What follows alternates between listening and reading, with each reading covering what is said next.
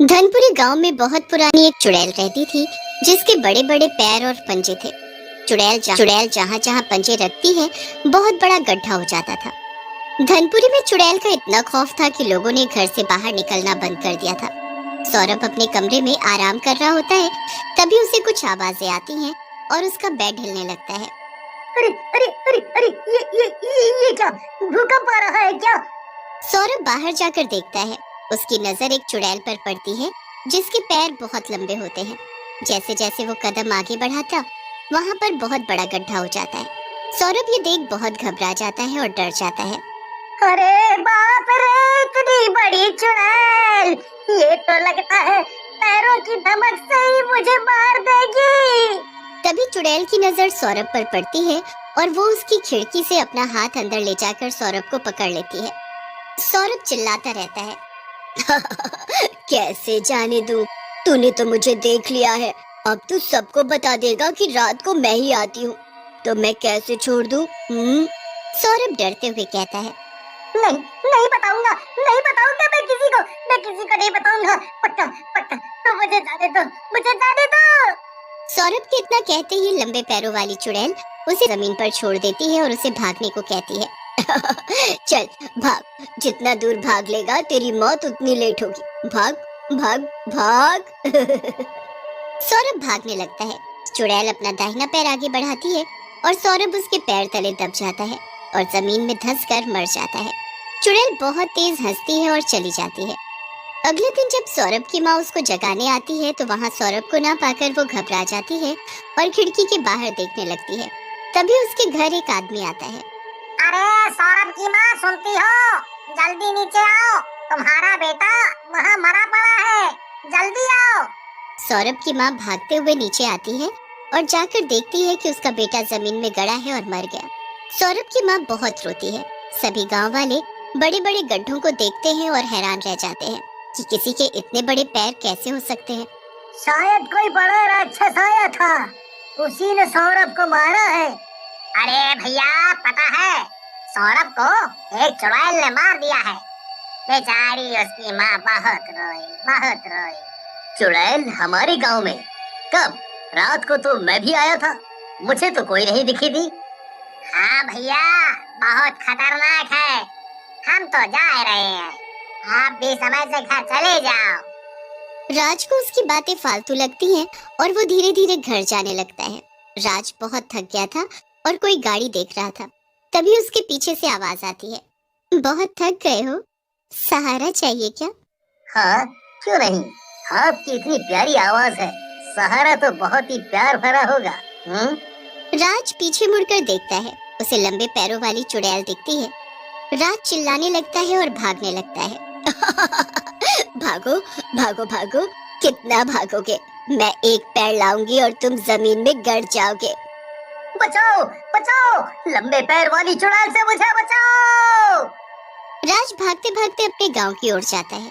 उसके चिल्लाने की आवाज से सारे गांव वाले बाहर आने लगते हैं। राज को चिल्लाते हुए देख गांव वाले उससे पूछते हैं, क्या हुआ राज? तुम चिल्ला काहे रहे हो? हैं? जैसा कौनो भूत देख लिया हो, ऐसा है क्या? अरे भैया, भूत ही समझो, इतनी लंबी चुड़ैल जैसे मानो आसमान छू रही हो।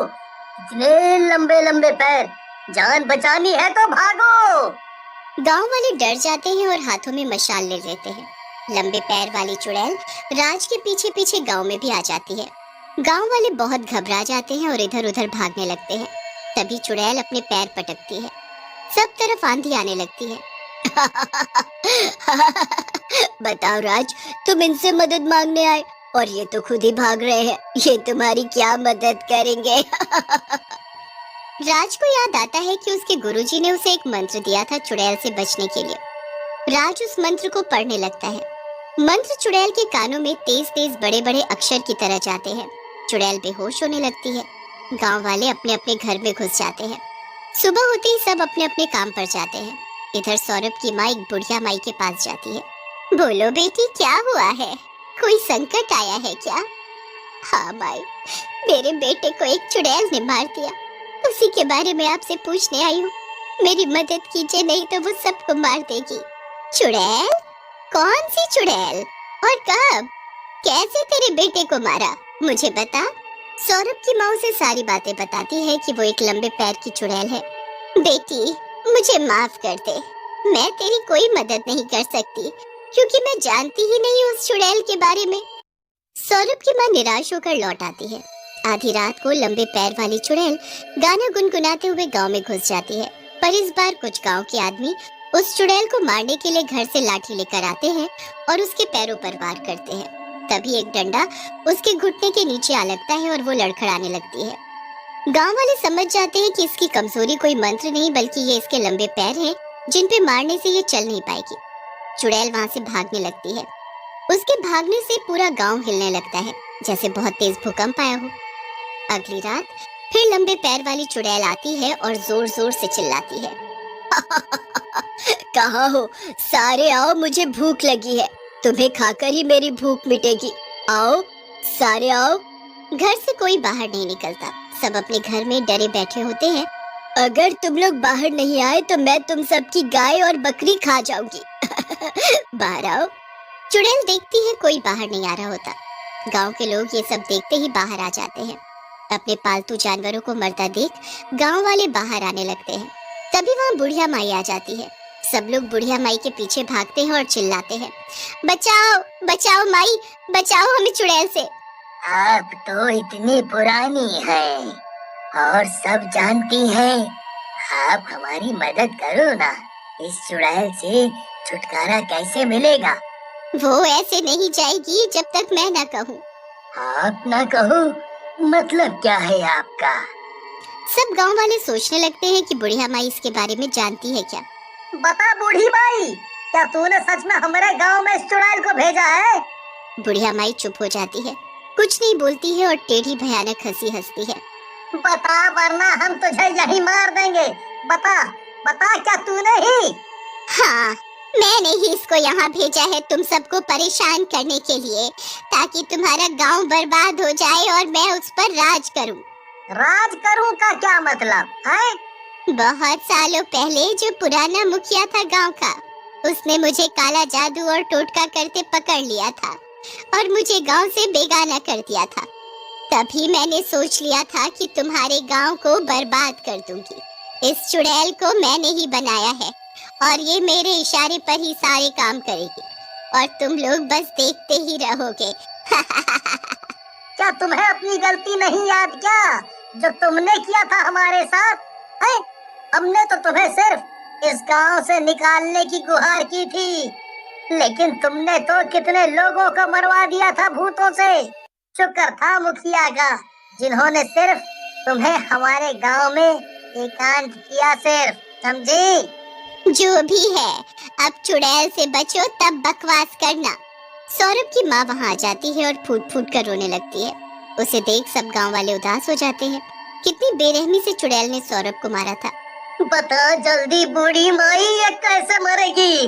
वरना इस बार हम तुझे गांव से बाहर नहीं, जान से मार देंगे। अपनी भलाई चाहती है तो बता दे। ये चुड़ैल तभी मरेगी जब इसके पैर कमजोर हो जाएंगे। अब तुम लोग देख लो कैसे कमजोर करना है। बूढ़ी माई इतना बोलकर शान से वहाँ से खिसकने लगती है। तभी राज उसे पकड़ लेता है और एक पेड़ से बांध देता है।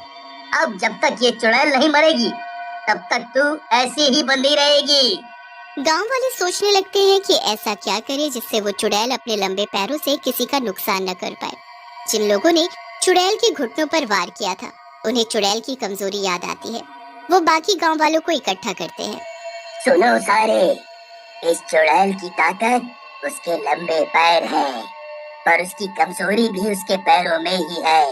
अगर हम उसके घुटनों पर मारते हैं तो वो कमजोर होती है और खड़ी नहीं हो पाती है।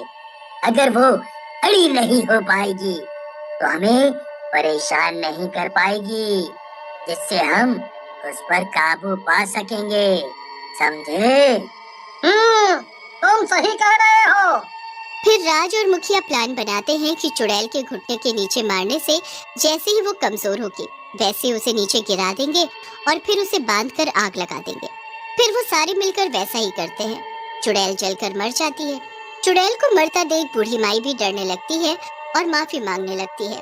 पर सौरभ की माँ अपने बेटे के बदले उसे भी चुड़ैल के साथ ही जला देती है और इस तरह गांव लंबे पैर वाली चुड़ैल से मुक्त हो जाता है।